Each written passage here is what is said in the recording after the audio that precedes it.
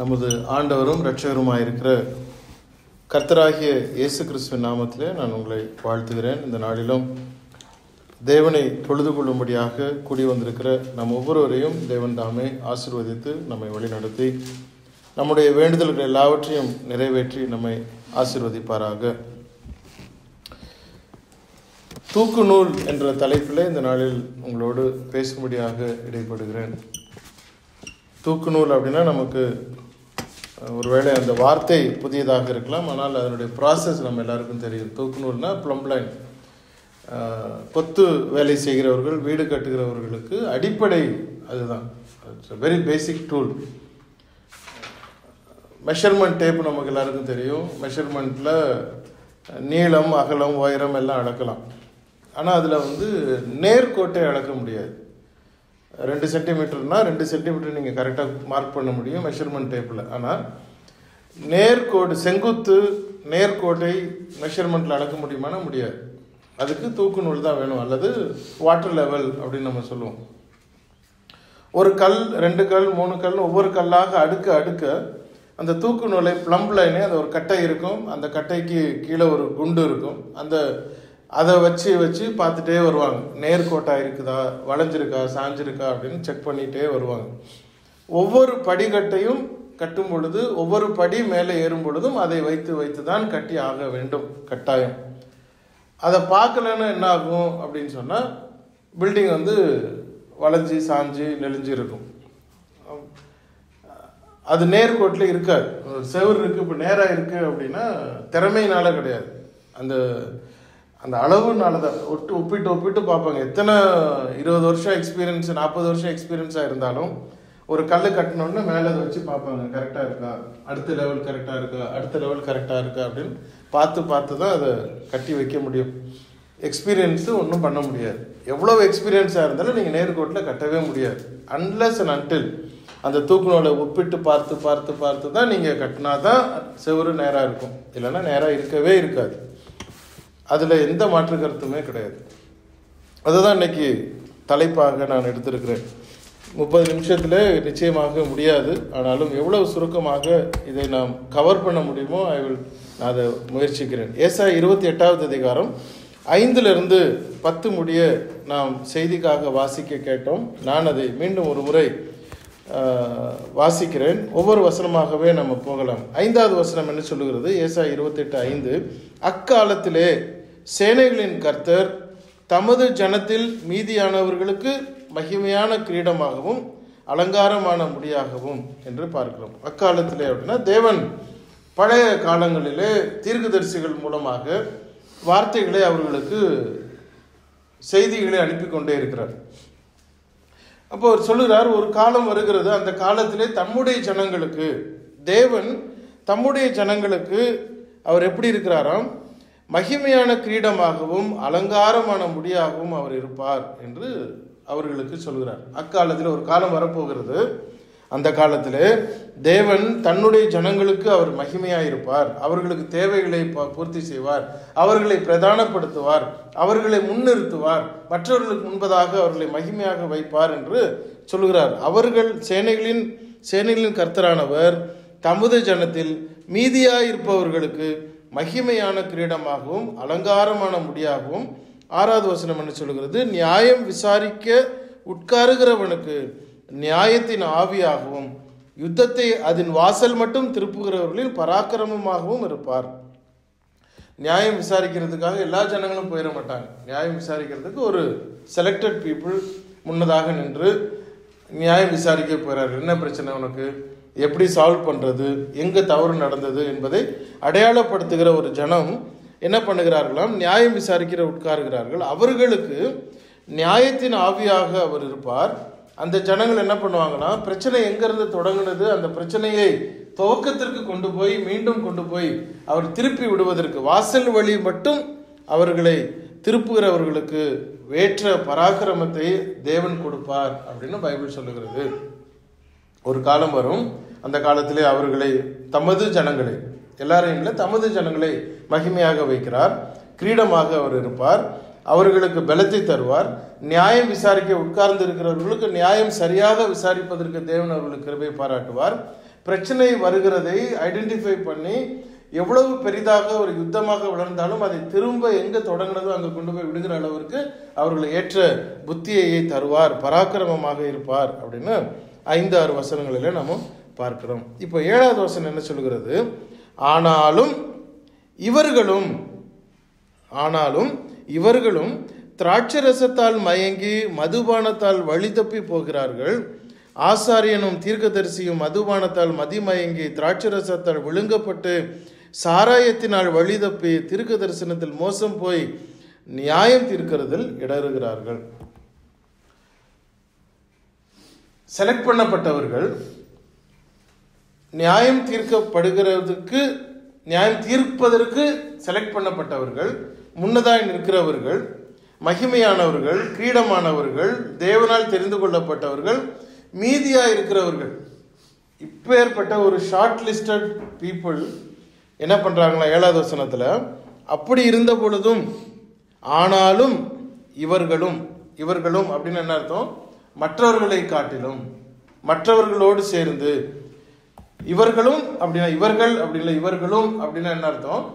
மற்றவர்களோடு இவர்களும். அங்க ஒரு 10 பேர் இருக்கிறாங்கன்னா இந்த 2 பேரும், இந்த 2 பேர் அல்லது 1000 பேர்ல 100 பேர் அப்படின்னா இந்த 100 பேர் முன்னதாக வருவதற்கு, நியாயம் விசாரிப்பதற்கு, பிரச்சனையை சால்வ் பண்ணுவதற்கு, தீர்ப்பு சொல்லுவதற்காக இந்த முன்னதாக தேர்ந்தெடுக்கப்பட்ட ஜனங்களும் அவர்களோடு, அதான் இந்த இவர்களும் அப்படின்னு சொல்றார். இவர்களும் என்ன பண்றாங்களாம்? திராட்சரசத்தால் மயங்கி மதுபானத்தால் வழி தப்பி போகிறார்கள். ஆசாரியனும் தீர்க்கதரிசி, இப்போதான் அந்த ஐடென்டிஃபிகேஷன் வருது. ஆசாரியனும் தீர்க்கதரிசியும், அதாவது யார் நியாயம் விசாரிக்கிறவர்கள்? ஆசாரியர்கள். யார் மற்றவர்களுடைய பிரச்சனைகளை ஐடென்டிஃபை பண்ணுகிறவர்கள்? தீர்க்கதரிசிகள். இப்போ பழைய ஏற்பாட்டிலே ஒரு பிரச்சனை அப்படின்னா சனகரீப் சங்கத்துக்கு போறாங்க. சனகரீப் சங்கம்னா என்னது? ஆசாரியர்களால, பரிசேயர்களால, நியாயசாஸ்திரிகளால தேர்ந்தெடுக்கப்பட்ட ஒரு டீம் ஆஃப் ஜட்ஜ்மெண்ட் குரூப். அவர்களிடத்துல போய் தங்களுக்கு நியாயம் விசாரிக்க போகிறார்கள். தேவையான காரியங்களை தேவன் தீர்க்கதரிசிகள் மூலமாக கொடுக்கிறார். இப்ப தேவனுடைய காரியத்தை திட்டமாக வழிவகுத்து கொடுக்கக்கூடிய இந்த ஆசாரியர்களும் தீர்க்கதரிசிகளும் இவர்களும் அதிமயங்கி போனார்கள். மற்றவர்களை பார்த்து, மற்றவர்கள் இடத்திலே நியாயம் தீர்க்க வேண்டிய இடத்துல இருக்கிறவர்கள், நியாயம் தீர்க்கப்பட வேண்டியவர்களோடு சேர்ந்து இவர்களும் அப்படின்னு அந்த வசனம் 7வது வசனம் சொல்லுகிறது. இவர்களும் என்ன பண்ணிட்டாங்க? மற்றவர்கள் கலங்கி போனது போல திராட்சரசத்தால் மயங்கி, மற்றவர்கள் வழி தப்பி போனது போல மதுபானத்தால் இவர்களும் வழி தப்பி போகிறார்கள். அதுல யாரெல்லாம் இன்க்ளூடடாம்? ஆசாரியனும் இன்க்ளூடட், தீர்க்கதரிசியும் இன்க்ளூடட். மதுபானத்தால் மதிமயங்கி திராட்சரசத்தால் விழுங்கப்பட்டு சாராயத்தினால் வழி தப்பி தீர்க்க தரிசனத்தில் மோசம் போய், எதுல மோசம் போய்? தீர்க்க தரிசனத்துல மோசம் போய் நியாயம் தீர்க்கிறதில் இடறுகிறார்கள். அப்படின்னா தீர்க்க தரிசனம் கெட்டு போயிடல, தீர்க்க தரிசனத்தை சொல்லுவதிலே, தீர்க்க தரிசனத்தை விளக்கி காண்பிப்பதிலே, கொண்டு போய் சேர்ப்பதிலே இவர்களும் தப்பு செய்கிறார்கள், தவறு செய்கிறார்கள். அப்போ கேட்கிறவர்களுக்கு என்ன கிடைக்கும்? ஒன்றும் கிடைக்காது. கேட்கிறவர்களுக்கு டைல்யூட்டட் மெசேஜ் போய் சேருகிறது, அவர்களுக்கு ஏற்ற மெசேஜ் போய் சேருகிறது. அவர்களை நியாயம் விசாரிக்கிறதற்கு பதிலாக அவர்களுக்கு உள்ளே இஷ்டமானதை, தேவையானதை அவர்கள்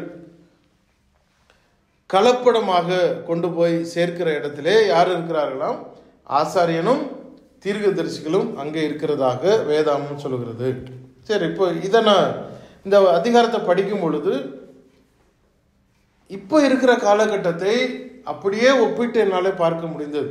அதனால தான் இந்த அதிகாரத்தை நான் செலக்ட் பண்ணிட்டு இருந்தேன். அப்படியே மேட்ச் ஆகுது. இப்போ இருக்கிற காலகட்டத்துக்கு இது அப்படியே மேட்ச் ஆகுது. ஆசாரியர்களும் தீர்க்கதரிசிகளும் யாரு? கிறிஸ்தவர்களாகிய நாம்.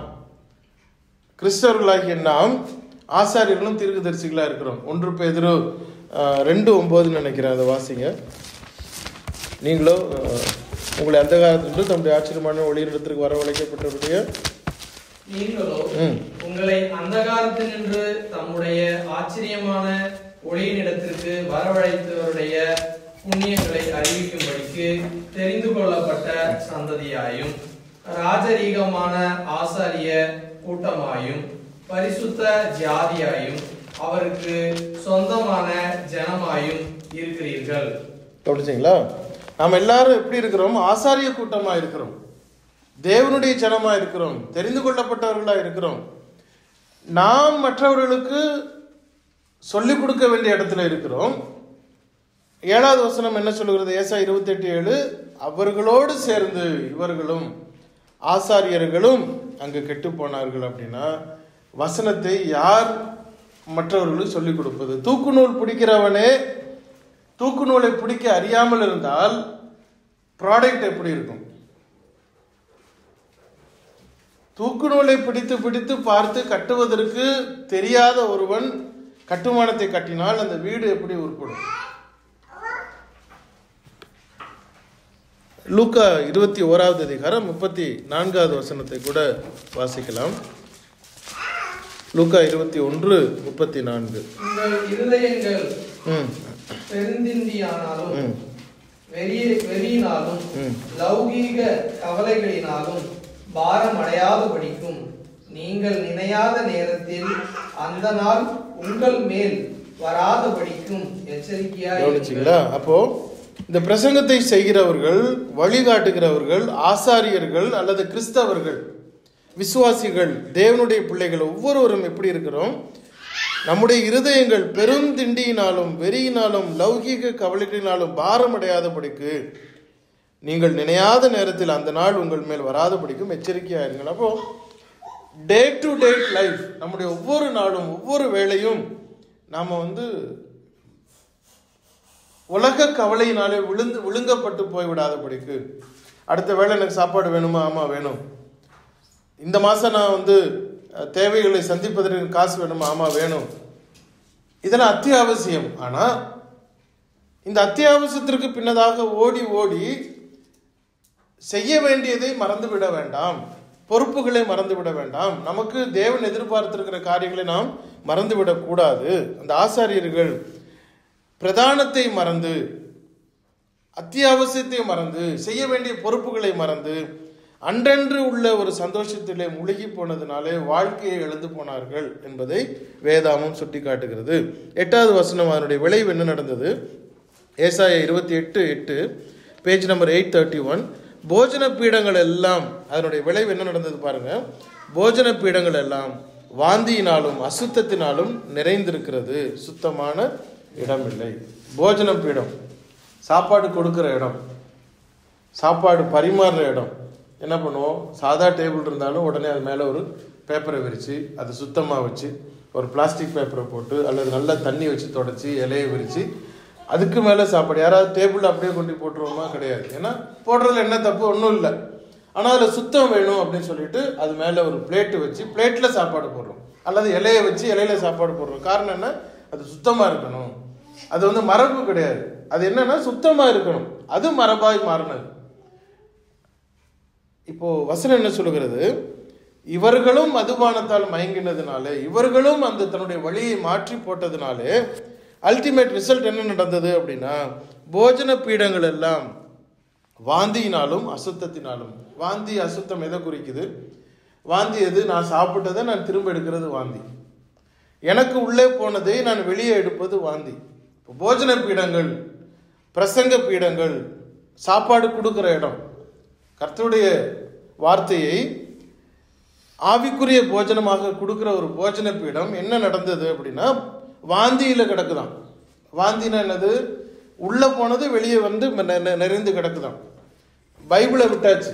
பைபிள் என்ன இருக்குது அப்படிங்கிறத சொல்கிறத மறந்துட்டு நான் என்ன அனுபவிச்சேனோ, நான் என்ன உணர்ந்து கொண்டேனோ, நான் எனக்கு வாழ்க்கையில் என்ன நடந்ததோ அதையே நான் சொல்லி சொல்லி சொல்லி சொல்லி பெருமை பாராட்டி, நான் ஜெபம் பண்ணேன், இது நடந்துச்சு, நான் அங்கே போனேன், தேவன் எப்படி பண்ணார், தேவன் என்னை ஆசீர்வதித்தார், தேவன் எனக்கு இப்படி பண்ணார், நான் இப்படி, நான் அப்படி, இப்படி தன்னையே பெருமைப்படுத்தி பேசுகிற ஒரு போஜன பீடமாக அசுத்தத்தினாலே வாந்தியினாலே அங்கு நிறைந்திருக்கிறது அப்படிங்கிறதை நாம் இந்த இடத்துல பார்க்க முடியும். 9வது வசனம் என்ன சொல்லுது பாருங்க. அவர் யாருக்கு அறிவை போதிப்பார், யாருக்கு உபதேசத்தை உணர்த்துவார்? பால் மறந்தவர்களுக்கும் முளை மறக்க பண்ணப்பட்டவர்களுக்குமே அப்படிங்கிறார். யாருக்கு தேவன் வார்த்தைகளை கொடுப்பாராம்? யாருக்கு அவசியம்? தேவனுடைய வார்த்தை யாருக்கு வரும் அப்படின்னா, இப்போ ஒரு குழந்தை இருக்கு, அந்த குழந்தை அழுத உடனே யாருக்கு கவலைப்படுவா அப்படின்னா, அந்த அம்மா மாத்திரம்தான் கவலைப்படுவாங்க. ஒரு குழந்தை அழுகுது அப்படின்னா அந்த நேரம் வந்துருச்சு, அம்மா கவலைப்படுறாங்க. இப்போ அந்த குழந்தைக்கு பசிக்குது அப்படின்னா யாரை தேடும் அப்படின்னா அம்மாவை மாத்திரம்தான் தேடும். அப்பாவை தேடுமானா தேடாது, பக்கத்தில் இருக்கிறவங்களை தேடுமா தேடாது. ஏன்னா அந்த குழந்தைக்கு தெரியும் எனக்கு என்ன வேணும், எனக்கு அம்மா கிட்ட இருந்து பால் வேணும், அவ்வளோதான். வேற ஒன்றும் அதுக்கு தெரியாது, வேற ஒன்றுமே அதுக்கு கேட்காது, ஏன்னா அதுக்கு தேவையில்லை. இப்போ தேவனுடைய வார்த்தையை கேட்கிறவர்கள் பால் உண்ணத்தக்கவர்களா இருந்தால், பால் மாத்திரமே வேணும் என்று நினைக்கக்கூடியவர்களா இருந்தால் அவர்களுக்கு தேவனுடைய வார்த்தை இல்லை அப்படிங்கிறார். ஏன் அப்படின்னா, ஆல்ரெடி அவர்களுக்கு தீர்மானம் செய்து விட்டார்கள், எனக்கு என்ன வேணும், எனக்கு பால் தான் வேணும். எங்க ஊழியக்காரர் என்ன சொல்றாரு, எங்க பாஸ்டர் என்ன சொல்றாரு, எங்க ரெவரண்ட் என்ன சொல்றாரு, எங்க அம்மா என்ன சொல்றாங்க, எங்க அப்பா என்ன சொல்றாங்க, எனக்கு எது வேணும் அப்படிங்கிறதை நான் தீர்மானித்து வைத்திருந்தால் தேவனுடைய வார்த்தை எனக்கு உள்ள போக, எனக்கு என்ன போகும், எனக்கு என்ன வேணும்னு எனக்கே தெரியும். அப்போ நான் ஒரு கேள்வியை கேட்கிறேன், ஒரு விளக்கம் வேணும், ஒரு சந்தேகம் கேட்கிறோம் அப்படின்னு சொன்னா அந்த சந்தேகத்திற்கு பதில் இந்த இடத்துல இருக்கு அப்படின்னு ஒரு வசனத்தை எடுத்து காட்டினா அந்த வசனத்தை ஏத்துக்க மனசு வருதானே? இல்லை இல்லை இல்லை, நீ சொல்றதெல்லாம் கரெக்டு தான், ஆனால் நாங்கள் இப்படி தான் இருப்போம். ஏன்னா அது ஆல்ரெடி அந்த மைண்ட் ப்ரீசெட் ப்ரீஜுடிஷியல் மைண்டா இருக்கிறது, ஏற்கனவே அது ப்ரீசெட் பண்ணப்பட்ட மைண்டா இருக்கிறது. இதுதான் எனக்கு வேணும் அப்படிங்கிற ஒரு தீர்மானம் மனதில் இருந்தால் வாழ்க்கையில வசனம் வராது அப்படிங்கிறது பைபிள். ஒரு எனக்கு டெய்லி ஒரு குறைந்தது 20 கேள்வி எனக்கு வரும். ஏறத்தாழ 3000 பேர் நம்ம குழுவில் இருக்கிறாங்க, கேள்வி பதில் குழுவில். குறைந்தது 10 கேள்வி 20 கேள்வி கண்டிப்பா வரும் டெய்லி. இந்த 20 கேள்வியில 20 பேருக்கு நான் ஆன்சர் பண்ணா ஒரு மாசத்துக்கு 600ன்னு வச்சுக்கோங்க ஆவரேஜா. அந்த 600ல ஒரே ஒருத்தர் 600ல ஒரே ஒருத்தர் என்னுடைய இதுவரைக்கும் நான் இப்படி நினைச்சுக்கிட்டு இருந்தேன், நீங்க இப்படி சொல்லியிருக்கிறீங்க, அதனால நான் இன்னையிலேருந்து நான் மாத்திட்டேன் அப்படின்னு ஒரு மாசத்துல ஆவரேஜா 600 பேர்ல யாராவது ஒருத்தர் மாத்தினாங்களான்னா கிடையாது. Not even one. ஆனா கேள்வி எத்தனை? 600 கேள்வி, 600 பதில். 600 நான் ஒரு வசனத்தை இல்லை, கிட்டத்தட்ட ஒரு 30-40 வசனத்தை எடுத்து அவங்களுக்கு சொல்லியும் இருக்கிறேன், தனி வசனமும் சொல்லியிருக்கிறேன், நேரடியாகவும் பேசியிருக்கிறேன். இது எதை காட்டுகிறது அப்படின்னா, கேட்கக்கூடிய மக்கள் கேட்க வேணும்னு ஆர்வம் இருக்கு, ஏற்றுக்கொள்கிற ஆர்வம் இல்லை, மனம் திரும்புகிற எண்ணம் இல்லை. ஏன்னா ஏற்கனவே மனம் ஃபுல்லா இருக்கு, எனக்கு பால் தான் வேணும். இப்ப இந்த வசனத்தை திரும்ப வாசிங்க, 28:9. அவர் யாருக்கு அறிவை போதிப்பார், யாருக்கு உபதேசத்தை உணர்த்துவார்? பால் மறந்தவர்களுக்கும் முளை மறக்க பண்ணவர்களுக்கும் மட்டும்தானே. யாருக்கு உங்களுக்கு வசனம் வரும், யாருக்கு உங்களுக்கு புத்தி வரும், யாருக்கு தேவன் பேசுவார் அப்படின்னா பால் மறந்தவர்களுக்கும் முளை மறக்க பண்ணப்பட்டவர்களுக்குமே. ஏற்கனவே எனக்கு இதுதான் வேணும், இதுதான் வேணும், இதுதான் வேணும், இதுதான் சரின்னு நினைத்து கொண்டிருந்தால் வசனம் எப்படி உள்ள போகும்? அதுதான் அவர் சொல்றார். பைபிளை படிக்கிறதுல என்ன பிரயோஜனம்? காலையில் எழுந்திரிச்சோன்னு 10 வசனம் படிச்சிடணும் அப்படின்னா என்ன பிரயோஜனம்? ஒரு பிரயோஜனம் இல்லை. ஏதாவது உள்ள போனுச்சா? கிடையாது. நிறைய பேர் கேட்கறதுல பிரியப்படுவாங்களே ஒழிய they don't listen. என்னுடைய கம்பெனியில் அடிக்கடி என்னுடைய டீமுக்கிட்ட பேசிக்கிட்டே இருப்பேன். ஒரு இன்ஸ்ட்ரக்ஷனை கொடுத்துட்டு இதை செஞ்சுட்டு வா அப்படின்னா வேற மாதிரி செஞ்சுட்டு வருவான். ஏன் அப்படின்னா, இல்லை சார் நீங்கள் இதை தான் சொல்றீங்கன்னு நான் நினைச்சேன் அப்படின்னா. அப்போ நான் சத்தம் போடுவேன், you are just hearing, you are not listening.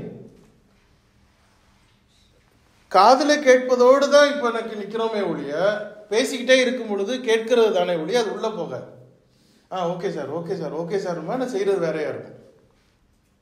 அதுதான் நீங்கள் நடந்து கொண்டு இருக்கிறது. நாம் கேட்கிறோம், அதை உணர்வது இல்லை.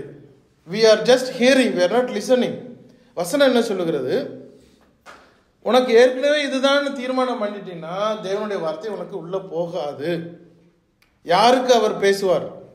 அவர் யாருக்கு அறிவை போதிப்பார்? உனக்கு அறிவே வராதுங்கிறார். ஏன்னா ஆல்ரெடி என்ன தீர்மானிச்சுட்டேன், இதுதான் ரட்சிப்பு அப்படின்னு நான் நினைச்சிட்டேன்னா அதுதான் ரட்சிப்பு. மாற்றுவதற்கு வழி இல்லை, மாற்றிக்கொள்வதற்கு உனக்கு எண்ணம் இல்லை என்றால் அது பிரயோஜனம் இல்லை. இப்போ தேவனே அவர் அதை சொல்றாரு, அவர் யாருக்கு போதிப்பார்? இப்போ அவர்களுடைய குற்றம் என்ன? 10வது வசனம், கற்பனையின் மேல் கற்பனையும், கற்பனையின் மேல் கற்பனையும், பிரமாணத்தின் மேல் பிரமாணமும், பிரமாணத்தின் மேல் பிரமாணமும், இங்கே கொஞ்சமும் அங்கே கொஞ்சமும் என்கிறார்கள். அதாவது அவங்க குற்றம் என்ன அப்படின்னா, என்னப்பா வந்தியா, நீ டக்குன்னு ஒரு போர்டில் எழுதி போடு, உனக்கு இதுதான் அப்படின்னு சொல்லிட்டு போயிரு, நாங்கள் அது மாதிரி பார்த்துக்கிறோம் அப்படின்னு அவங்க விரும்புகிறார்கள். இன்னைக்கு ஒன்று சொல்கிறீங்க, நாளைக்கு ஒன்று சொல்கிறீங்க, நேற்று ஒன்று சொன்னீங்க, திரும்ப ஒரு வருஷம் கழிச்சு ஒருத்தர் சொல்கிறீங்க, எலியா திடீர்னு வர்றாரு, எரேமியா திடீர்னு வர்றாரு, மோசே கொஞ்சம் சொல்லிட்டு போகிறாரு, இந்த பக்கம் வந்தால் சகரியா ஒன்று சொல்கிறாரு, ஆமோஸ் ஒன்று சொல்கிறாரு, ஆளாளுக்கு ஒன்று சொல்கிறாங்க, அங்கே கொஞ்சம் இங்கே கொஞ்சம். இதை தான் நேற்று சொன்னீங்களே, இன்றைக்கே திரும்ப சொல்கிறீங்க, முந்தா நாள் சொன்னீங்க, திரும்ப அதை சொல்கிறீங்களே, இது எங்களுக்கு டயர்டாயிருச்சு. 13வது வசனம் என்ன சொல்லுது? ஆதலால் அவர்கள் போய் பின்னிட்டு விழுந்து நொறுங்கும்படிக்கும் சிக்குண்டு பிடுபடும்படிக்கும் கர்த்தருடைய வார்த்தை அவர்களுக்கு கற்பனையின் மேல் கற்பனையும், கற்பனையின் மேல் கற்பனையும், பிரமாணத்தின் மேல் பிரமாணமும், பிரமாணத்தின் மேல் பிரமாணமும், இங்கே கொஞ்சமும் அங்கே கொஞ்சமுமாக இருக்கும் அப்படிங்கிறார். அப்படிதான் இருக்கும். இங்கே கொஞ்சம் அங்கே கொஞ்சம், நேற்று சொன்னது இன்னைக்கு, இன்னைக்கு சொன்னது நாளைக்கு, நாளைக்கு சொன்னது மறுநாள், திரும்ப அதே தான் நாங்கள் சொல்லுவோம், அதே தான் நாங்கள் இப்படி இருக்கோம். இங்கே கொஞ்சம் அங்கே கொஞ்சம் இருக்கும். அப்போஸ்தலர் 20:7 ஒன்று இருக்கும், வெளிப்படுத்தின விஷயம் 22:19 ஒன்று இருக்கும், 1 கொரிந்தியர் 4:6 இருக்கும், உபாகம் 29:29 இருக்கும். இங்கே கொஞ்சம் அங்கே கொஞ்சம், இதுதான் இருக்கும். You have to compile together and listen. அதை ஏற்றுக்கொள்ள மனம் இல்லைன்னா தேவனுடைய வார்த்தை அப்படித்தான்.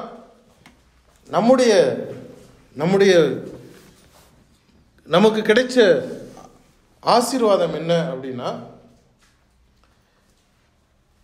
பழைய ஏற்பாட்டு காலத்திலே ஏசாயாவிலே எழுதப்பட்ட அந்த காலத்தை காட்டிலும் நமக்கு ஆசீர்வதிக்கப்பட்டிருக்கிறோம்.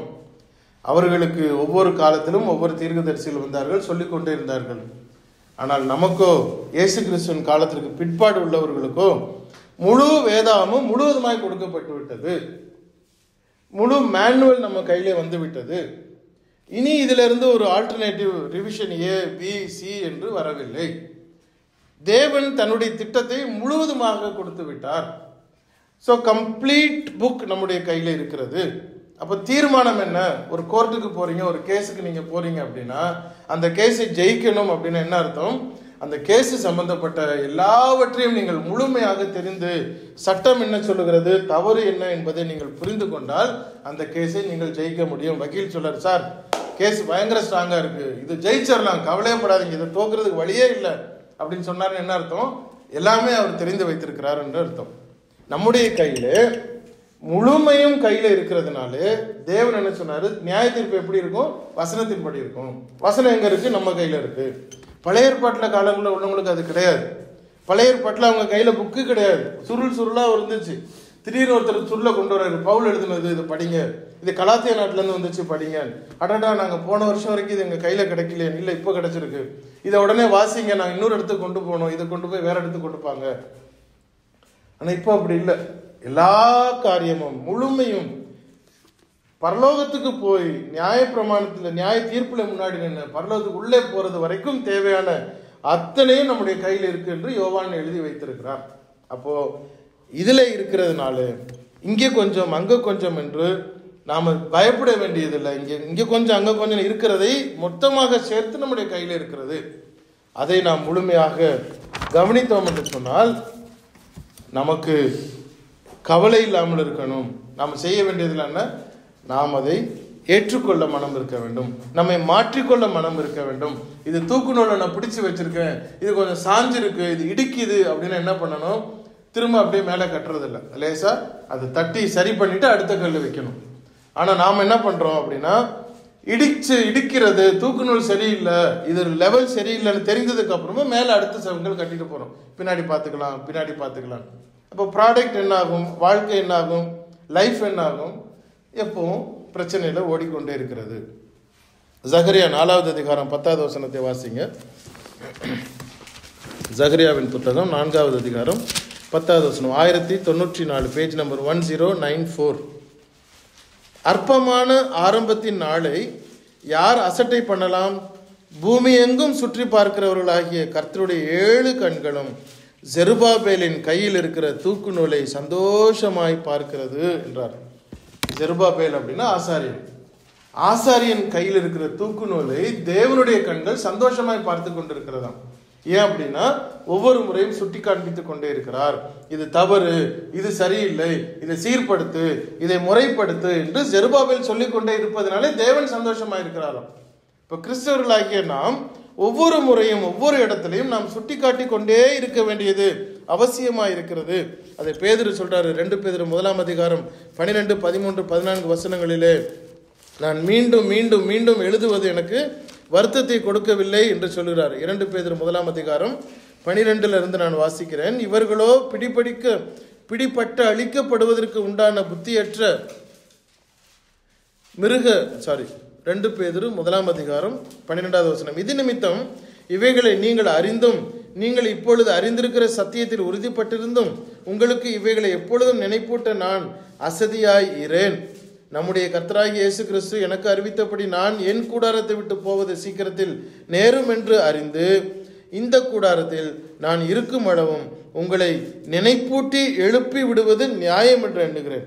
அவர் சொல்றாரு, எப்பவும் சொல்லிக்கிட்டே இருக்கணும், நான் ஞாபகப்படுத்திக்கிட்டே இருக்கணும், எழுதி உங்களுக்கு நினைப்பூட்டுவது எனக்கு அவசியம் அப்படிங்கிறதை பிலிப்பியர் 3:1 பவுல் அப்போஸ்தலன் அதை சொல்கிறார். இப்போ நம்முடைய டே டு டே லைஃப்ல இருக்கக்கூடிய சில காரியங்களை நான் வேகமாக சொல்லி நான் முடிக்கிறேன். அடிப்படையை மீண்டும் மீண்டும் சொல்லுவது நமக்கு அவசியம். அடிப்படையை மீண்டும் மீண்டும் உணர்த்துவது அவசியம். ஏன்னா நம்ம கட்டியிருக்கிற செங்கல் கரெக்டா இருக்கான்னு தூக்கு நூலை பார்த்து கொண்டே இருக்கணும். அதை விட்டுட்டோம் அப்படின்னு சொன்னா அல்டிமேட் ப்ராடக்ட் அப்படி வளைஞ்சு போயிடும், அது பிரயோஜனம் இல்லாமல் போய்விடும். கொரிந்தியர்ல சொல்றாரு, நீங்கள் செய்த வேலை உங்களுக்கு விசுவாசம் அந்த பரீட்சை அக்னியானது சோதிக்கிறது, இல்லைன்னா கடைசியாக வைக்கோலில் கட்டினது மாதிரி ஆயிரும், மரத்தில் கட்டினது மாதிரி ஆயிரும். நாமளோ நல்ல ஆபரணமாக இருக்கணும்னு சொன்னால், ஜொலிக்கணும்னு சொன்னால் எப்பொழுதும் அதை புடமிட்டு கொண்டே இருக்கணும். அதாவது கீப் ரீகான்சைலிங் ஆன் எவ்ரி ஆக்டிவிட்டி என்பது அவசியமாக இருக்கிறது. ஃபர்ஸ்ட் தொடக்கம் ஜபம். நான் எல்லாருக்கும் தெரியும், ஜபம் யார்கிட்ட ஜபிக்கிறோம்? பிதாவின் இடத்துல ஜபிக்கிறோம், இயேசு கிறிஸ்துவின் மூலமாய் ஜபிக்கிறோம், பரிசுத்த ஆவியானவருடைய பலத்தினாலே நாம் ஜபிக்கிறோம். இது நமக்கு தெரியும். தெரிந்திருக்கும் பொழுது உணர்ச்சி வசப்பட்டு ஜபம் பண்ணும் பொழுது நாம் ட்ராக் மாறிவிடக்கூடாது. எங்க மாறுது அப்படிங்கிறத நான் சொல்றேன். உதாரணத்துக்கு கர்த்தருடைய பந்தியில ஜபம் பண்ணும் பொழுது எங்களுக்காக அடிக்கப்பட்டீர், எங்களுக்காக ரத்தம் சிந்தினீர் அப்படின்னு ஜபம் பண்றது சரியா தவறா? ஜபம் யாருக்கிட்ட ஏறெடுக்கிறோம்? பிதாவின் இடத்துல ஏறெடுக்கிறோம். பிதாவின் இடத்துல ஏறெடுக்கிற ஜபத்துல எங்களுக்காக நீர் அடிக்கப்பட்டீர், எங்களுக்காக ரத்தம் சிந்தினீர்னா அது முறையா சரியா தவறா? நமக்காக ரத்தம் சிந்தப்பட்டது பிதாவானவரா கிறிஸ்துவானவரா? நாம் அந்த கவனமாக இருக்க வேண்டியது அவசியம். அப்போ ஜபம் அப்படிங்கிறத அடிப்படை நமக்கு தெரியும். அதனாலதான் அந்த ஒரு கல் எடுத்து மேல வச்சு கட்ட ஆரம்பிச்சோம். ஆனா தூக்கு நூல் வைக்கும் பொழுது யூ ஃபைண்ட் சம் டிஃபரன்ஸ், அதை உடனே சரி பண்ணிக்கணும். அதனாலதான் அந்த நினைவுபடுத்த வேண்டியது திரும்பவும் திரும்பவும் நமக்கு அவசியம். நிறைய வசனங்கள் எடுத்து வச்சிருக்கிறேன், நமக்கு நேரம் இல்லை. அதனால நான் அதை மேபி நான் சொல்றத நீங்க எழுதிக்கிறேன்னா எழுதிக்கலாம். யோவான் 15:16, யோவான் 16:23, மத்தேயு 6ஆம் வசனம் 8ஆம் வசனம், எபேசியர் 3ஆம் அதிகாரம் 15வது வசனம். நான் வேகமாக சொல்ற காரணம் ரெக்கார்டிங் நீங்கள் எல்லாரும் அடிக்கடி திரும்ப கேட்கறதுனால உங்களுக்கு அது பிரயோஜனமாக இருக்கும் எழுதி வைத்துக் கொள்வதற்கு. சரி, இரண்டாவது, ரட்சிப்பு எப்போ வருது அப்படின்னா, ரட்சிக்கப்பட்டு ஞானஸ்நானம் எடுப்பதல்ல, பழமொழியாக போய்விட்டது. உலகத்திலே பழமொழியாக போய்விட்டது. கிறிஸ்தவர்களும் அதை இப்பொழுது மாற்றி சொல்ல பழகிவிட்டார்கள். ரட்சிக்கப்பட்ட ஞானஸ்நானம் எடுத்துட்டாரு, ஞானஸ்நானத்துக்கு அப்புறம் தான் ரட்சிப்பு.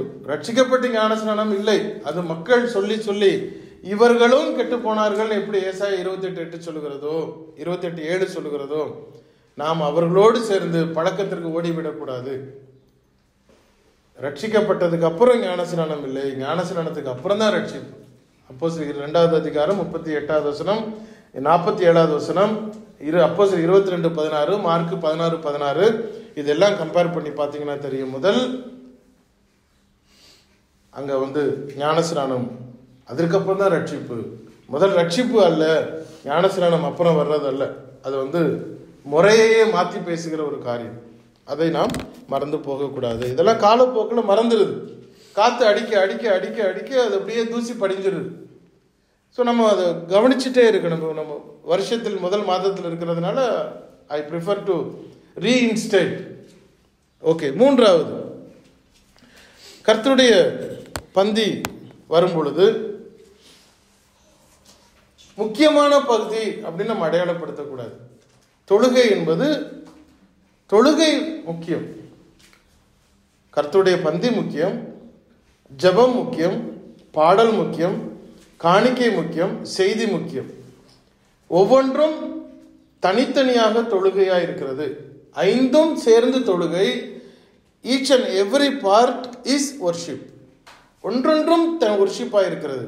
அதில் இது முக்கியம், இது பிரதானம் அப்படின்னு சொல்லிட்டு வீட்டிலே உட்காந்துருப்போம், எங்களுக்கு இன்னைக்கு வர முடியல, பந்தியை வீட்டில் கொண்டு வந்து கொடுத்துருங்க அப்படின்னா இவர் உடனே ஓடி போய், ரொம்ப விசுவாசமான இந்த அம்மா இன்னைக்கு வர முடியல டியூட்டி, அதனால நாங்கள் பந்தி எடுத்துகிட்டு போய் வீட்டில் கொடுத்துருவோம் அப்படின்னா அது தவறு. வர்ஷிப் என்பது 5ம் சேர்ந்தது, 5ம் தனித்தன்மையாக இருக்கிறது. இது மோஸ்ட் இம்பார்ட்டன்ட் அப்படின்னு தனியாக பிரிக்கிறதுக்கு பைபிளில் எந்த இடத்திலும் சொல்லப்படவில்லை. This is also important along with the other 4 parts. இன்னைக்கு பல இடங்கள் அது நடக்கு. இன்னைக்கு எனக்கு டியூட்டி பிரதர் காலையில், அதனால எனக்கு நீங்கள் கர்த்தருடைய பந்தி மாத்திரம் எனக்கு வீட்டில் கொண்டு வந்து கொடுத்துட முடியுமா, நான் டியூட்டி முடிச்சுட்டு நான் எடுத்துக்கிறேன் அப்படின்னா இவரோட உடனே ரொம்ப விசுவாசமாக வீட்டில் போய் ஜெபத்தோடு கொண்டு வச்சுட்டு வந்துடுவார். இந்த அம்மா வீட்டில் டியூட்டி முடிச்சுட்டு வீட்டில் போய் அதை எடுத்து முழங்கால் படிக்கிட்டு ஜெபம் பண்ணி நாங்கள் எடுத்துக்கிட்டோம் அப்படின்னா எங்கே சொல்லியிருக்கு? எங்கேயுமே அப்படி சொல்லலை. கர்த்தருடைய பந்தி எடுத்துக்கொண்டால் நான் வர்ஷிப்பில் கலந்துக்கிட்டதா நினைத்து கொள்ளக்கூடாது. அது இல்லை, பைபிள் அப்படி சொல்லவே இல்லை. நான் கூடி வர வேண்டும், சேர்ந்து வர வேண்டும், சபையாரோடு சேர வேண்டும். சபையாய் சேர்ந்து, எங்கே 2 பேர் 3 பேர் நீங்கள் கூடி வருகிறீர்களோ அங்கே நான் இருக்கிறேன் என்று சொன்னாரே ஒழிய, நான் வீட்டில் உட்காந்துட்டு எனக்கு டியூட்டி இருக்குது, எனக்கு உடம்பு முடியல, அதனால எனக்கு போக முடியல, ஆனால் ஊழியக்காரர் எங்களுக்கு ரொம்ப பழைய விசுவாசி, ரொம்ப வைராக்கியமான இந்த குடும்பம், அதனால அவரு எங்களுக்கு கொண்டு வந்து கொடுத்துட்டு போயிடுவாரு அப்படின்னா தவறு செய்வது இந்த ஆசாரியனும் தீர்க்கதரிசியும் இந்த ஊழியக்காரனும் தான். அந்த ஆத்மாவிற்கு சொல்லிக் கொடுக்க மனம் இல்லாமல், ஏன்னா இவர் பாக்கெட்டுக்கு ஒரு காசு வராது. காணிக்க நீங்க கூகுள் பேல எனக்கு அனுப்பிடுங்க, நாங்க அப்பத்தை என்ன பண்றோம், கொண்டு வந்து கொடுத்துட்றோம். இவருக்கு வர வேண்டிய லாபம் இவருக்கு வந்துருச்சு, அவங்களுடைய சமாதானத்தையும் கெடுக்காம அவங்களையும் பண்ணிக்கிறது. அப்போ தூக்கு நூல் அங்க சரியில்லை. அதை நாம் அங்கு வலியுறுத்த வேண்டியது அவசியத்தில் இருக்கிறோம். அடுத்தது, எந்த இடத்துலையும் ஆராதனையிலே தொழுகையிலே மனுஷனை நாம் உயர்த்தி வைக்கக்கூடாது. Never post anyone. மனுஷனை உயர்த்தக்கூடாது. இப்போ புது ட்ரெண்டா வந்துட்டு இருக்கு என்னன்னா, மோஸ்ட் ரெஸ்பெக்டட் பிரதர் அப்படின்னு பேர் போடுறாங்க. இந்த ரூஸ்டர்ல போட்டிருப்பாங்க செய்தியாளர் அப்படின்னா ஒரு மோஸ்ட் ரெஸ்பெக்டட் பிரதர் அப்படின்னு போடுறாங்க. இப்போ மற்றவர்லாம் என்ன காலில் மிதிச்சு போட்டு அவரை பிரதர்னு காட்டுறீங்களா? இவர் மோஸ்ட் பிலவர்ட் பிரதர் வருது, உண்மையா இருக்கு, நான் ஸ்கிரீன்ஷாட் வச்சிருக்கிறேன். ஒருத்தர் மோஸ்ட் பிலவர்ட் பிரதரா, மற்றவர்லாம் வெறும் பிரதர். அப்போ இவங்களை நீங்க அன்பு செலுத்தலையா? இவருக்கு நீங்க அதிகாரம் கொடுக்குறீங்க, அவருக்கு மதிப்பு கொடுக்குறீங்க, இவருக்கு மாலை போடுறீங்க, துண்டு போடுறீங்க, அடுத்தவங்களாம் என்ன எடுத்து செருப்படுத்து அடிக்கிறீங்களா? எங்க இருந்து இந்த கலாச்சாரம் அவன் ரெவரண்ட்னு சொல்லிக்கிறானா, நீங்க ரெவரண்ட்னு சொல்லக்கூடாதா? ஆனா இவருக்கு தனி மதிப்பு கொடுக்கணுமா? அதுக்கு ரெவரண்ட்னு சொல்லிட்டு போயிருங்களேன்.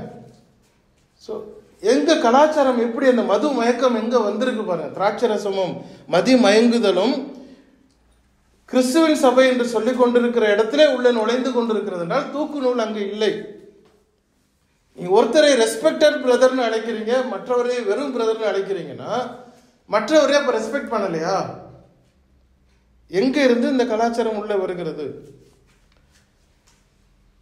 ஒருத்தர் நீங்க ஃபாதர்னு சொல்லக்கூடாது, ஏன்னா ஃபாதர் அப்படிங்கிறது வேற ஒரு கிறிஸ்தவன் அல்லாதவர்களுக்கு உரிய ஒரு பட்டம். அவரை கொண்டு வந்து கிறிஸ்தவர் நீங்க ஏற்றுக்கொள்ள முடியாதுன்னா அவர் கிறிஸ்தவர் இல்லை, அது கத்தோலிக்கர்கள். அவரை கொண்டு வந்து நீங்க கிறிஸ்தவத்துல கொண்டு வந்துட்டா அவர் சகோதரனா தான் இருக்க முடியும். இப்ப நமக்கு ஃபாதர் யாரு? மத்தேயு 23:8 சொல்லுது, சகோதரன் என்று நீங்க அழைக்கப்படுங்கள், பிதா என்று ஒருவனையும் அழைக்காதிருங்கள். ஒருவனையும் நம்ம பிதான்னு கூப்பிட முடியாது. நமக்கு பிதா யாரு? தேவன் ஒருத்தர் தான் அப்படின்னு பைபிள் சொல்லிருச்சு. சரி, அப்ப நீங்க எல்லாரும் சகோதரர்கள்னு நீங்க பிரதர்னு கூப்பிடுறீங்க, அண்ணன் தம்பின்னு கூப்பிடுறீங்கன்னா இவர் நேசிக்கத்தக்க அண்ணன், இவர் நேசிக்கப்படாத அண்ணன் அப்படின்னு சொல்ல முடியுமானா இல்ல. அப்போ அந்த வேறுபாடை நாம் கிறிஸ்தவத்துக்குள்ளே காட்டக்கூடாது. ஒரு கடைசியா இன்னொன்னையும் சொல்லி முடிச்சிடுறேன். பாடல் பாடும் பொழுது இசைக்கருவிக்கு இடமில்லை அப்படிங்கிறது நமக்கு தெரியும். அதை எப்படி புரிந்து வைத்திருக்கிறார்கள் அதை மாத்திரம் நான் சொல்லி முடிச்சிடுறேன். இசைக்கருவி கூடாது, பைபிள்ல இல்லை, தொழுகையில இல்லை, கிறிஸ்தவத்தில் சொல்லலை, கரெக்டு. அதனால யாரும் அப்படியே இறுக்கி பிடிச்சிட்டு பாட்டு பாடுறது, கையை தட்டிடக்கூடாது, மியூசிக் போட்டுறக்கூடாதுன்றதுல கவனமாக இருந்து வாயில மாத்திரம் பாடுறோம். சரி, இப்போ புது ட்ரெண்ட் என்ன உள்ள வருது அப்படின்னா, இசைக்கருவி வேண்டாம் அப்படின்னு சொல்ற மக்கள் 4 பேரை தனியா உட்கார வச்சு அவன் சைட்ல ரீங்காரம் போடுறான். இசைக்கருவியில வாசிக்கக்கூடிய ஒரு தாளத்தை இவன் வாயில போடுறான். இசைக்கருவியில வரக்கூடிய ஒரு கோரஸை வாயிலே ஒருத்தன் போடுறான், நீ அப்படிங்கிறார் ஒருத்தர். என்னன்னா அவர் இந்த அப்படின்னு தனியா ஒரு ராகம் ஒருத்தர் பாடிட்டு இருக்கிறாரு, இவர் தனியா பாடிட்டு இருக்காரு, இவர் தனியா வார்த்தைகள்ல பாடுறாரு, அவரு ராகம் போட்டுட்டு இருக்கிறாரு. இது இருக்கு, இன்னமும் இருக்கு. ஏன்னா இசைக்கருவி நாங்க உபயோகப்படுத்த மாட்டோம், தீவிரவாதி தீகா குடும்பம் மாதிரி ஆகிப்போச்சு இப்போ. ஏன்னா புரியல, கான்செப்ட் புரியல. ஏன் இசைக்கருவி வேண்டாம், இசைக்கருவி பயன்படுத்தப்படலை அப்படிங்கிறதை புரிந்து கொண்டால் இது நடக்காது. இப்போ நான் உங்கள்கிட்ட இவ்வளோ நேரம் பேசிட்டு இருக்கிறேன், என்னுடைய வார்த்தை உங்களுக்கு புரியுது, நான் என்ன சொல்றேங்கிறது உங்களுக்கு புரிகிறது. ஆனா நான் வெறுமையா முன்னாடி நின்றுட்டு இப்படியே தட்டிக்கிட்டே இருந்து உங்கள்கிட்ட நான் பேசிக்கிட்டே இருந்தேன்னு சொன்னா நீங்க என்ன கேட்பீங்க?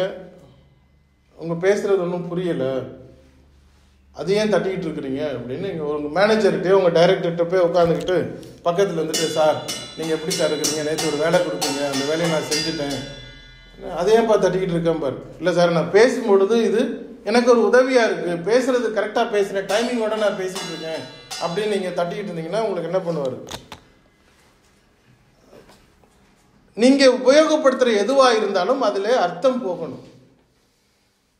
நீங்க தேவனை நோக்கி பாடுகிறீர்கள், அவரை புகழுகிறீர்கள், அப்ப இந்த சவுண்ட் என்ன கொடுக்குது? அதுல ஏதாவது அர்த்தம் காட்டுதா? அது ஏதாவது சொல்லுதா? அதுல ஏதாவது மீனிங் இருக்குதா? ஒன்றும் கிடையாது. நீங்க நேர்த்தியாய் செய்வதற்கு அது உங்களுக்கு உதவியா இருக்குன்னு நீங்க சொல்றீங்கன்னா இப்ப நீங்க நேர்த்தியாய் செய்யலன்னு தானே அர்த்தம். அப்ப நீங்க நேர்த்தியாய் செய்வதற்கு உங்களுக்கு அது உதவியா இருக்குன்னா முதல்ல போய் ஒழுங்கா கத்துக்கிட்டு வா, தூக்கு நூலை ஒழுங்கா பிடிச்சிட்டு வா.